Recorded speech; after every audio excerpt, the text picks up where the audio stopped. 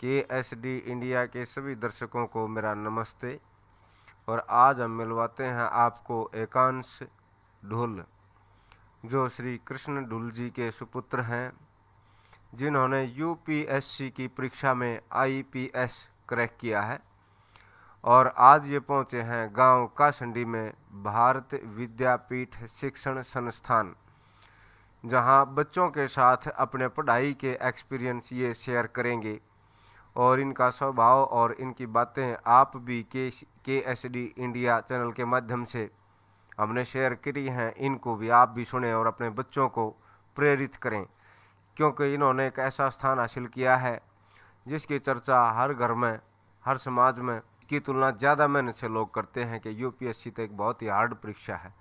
लेकिन हमने जो एकांश ढोल को बोलते हुए सुना, देखा, तो उसमें लगा शायद इन्होंने तो चुटकियों में इस काम को कर दिया। और आप भी इस चीज़ को देखें। इनका मानना है कि दिन रात नींद खोने की ज़रूरत नहीं है, बस ज़रा ध्यान करो और ध्यान से पढ़ो। UPSC कोई बड़ी चीज़ नहीं है।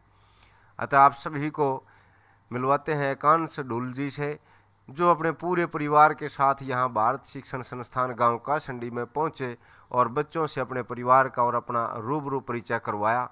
और देखिए कितनी आसानी से इन्होंने बोल दिया कि UPSC परीक्षा के लिए इन्होंने इतनी मेहनत नहीं करनी पड़ी। ये बताना चाहते हैं कि आप ध्यान से, थोड़ा सा भी ध्यान करके अगर परीक्षा के लिए पढ़ाई करेंगे तो दिन रात खोने की ज़रूरत नहीं है, शरीर को खोने की ज़रूरत नहीं है। ये बिल्कुल आप इनके शरीर से भी इस चीज़ को देख सकते हैं कि कहाँ से लग रहा है कि इन्होंने इतनी कड़ी मेहनत की होगी जिससे कि इनका शरीर पर प्रभाव पड़ जाए। इन्होंने ऐसे चुटकियों में बोल दिया कि UPSC कोई ऐसी चीज़ नहीं है कि कोई क्रैक ना कर पावे। तो इन्होंने अपने एक्सपीरियंस स्कूल के बच्चों के साथ शेयर किए। आप भी सुनिए एकांश ढोल जी को कि इन्होंने UPSC परीक्षा कैसे पास कर दी और इसके दौरान उन्होंने जीवन में कितना संघर्ष किया या कितने परेशान हुए। इन्हीं से आप सुनिए एकांश ढुल से उनका UPSC परीक्षा पास करने का एक्सपीरियंस।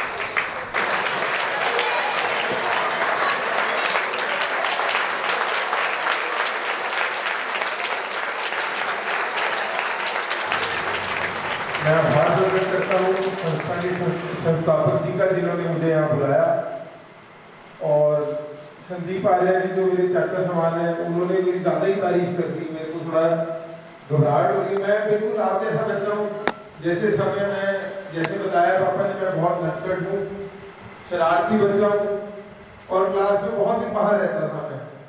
तो मेरे को थोड़ा इन्होंने बोल के वो कर दिया। मैं बताना चाहता हूँ कि मैं बिल्कुल आप जैसा सामान्य बच्चा हूँ, पर एक फर्क है कि जो मुझे लक्ष्य मिला मैं उस लक्ष्य के प्रति समर्पित हूँ और मैं वही मैसेज लेके आप सबके बीच में आया हूँ। अफसर बनना है, कुछ और बनना है, उस लक्ष्य पर समर्पित रहें।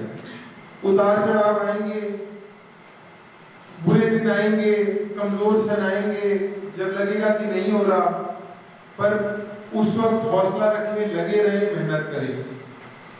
ऐसा नहीं है कि, ऐसा बिल्कुल भी नहीं है कि कुछ पाने के लिए आपको सिर्फ तब करके 24 घंटे में से 20 घंटे पढ़ना है।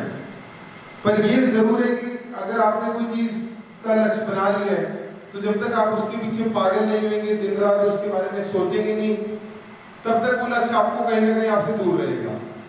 तो वो आप सबको उस कोशिश करनी चाहिए कि अपने अंदर वो आग पैदा करें कि जो भी आपका लक्ष्य हो उसके प्रति आप डेडिकेटेड रहें। मैं वही कहना चाह रहा हूँ कि देखो, मैं बिल्कुल सामान्य बच्चा था, कभी मैंने बिल्कुल टॉप नहीं किया। उसी तरह आप लोग भी अपने आप को बस टॉप करना उतना जरूरी नहीं है। आप अपने आप को बस जगाए रखिए, अपने आँख कान खुले रखिए। बच्चे में जिज्ञासा होनी बहुत जरूरी है कि ये ऐसे क्यों है, ये वैसा क्यों है। और यही कहीं ना कहीं ये संघ लोक सेवा आयोग का ये जो एग्जाम है, ये इसी की डिमांड करता है कि भाई अब जैसे हमारा जो गांव है, वो गांव का नाम क्यों पड़ा, गोहाना का नाम गोहाना क्यों है। तो ये कभी हमारे दिमाग में जो हम आसपास छोटी मोटी चीजें देखते हैं, क्या वो हमारे दिमाग में कोई प्रश्न चिन्ह खड़े करते हैं कि क्या यही फसलें यहाँ क्यों उगती हैं, कोई और फसल क्यों नहीं उगती, यहाँ गर्मी इतनी क्यों होती है, सर्दी क्यों होती है। तो जब हमारे मन की ऐसी चेतना जगेगी, हम जिज्ञासा में जिज्ञासा से तत्पर रहेंगे तो हम स्वाभाविक तौर पे ज़्यादा समझदार बनेंगे। और पढ़ाई का उद्देश्य भी यही है।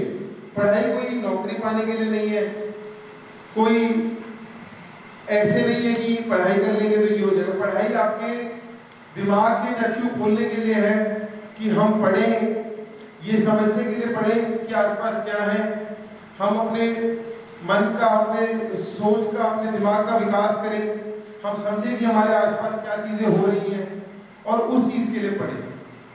और उसी संदर्भ में मैं ये कहना चाहता हूँ कि हम नशों से दूर रहें।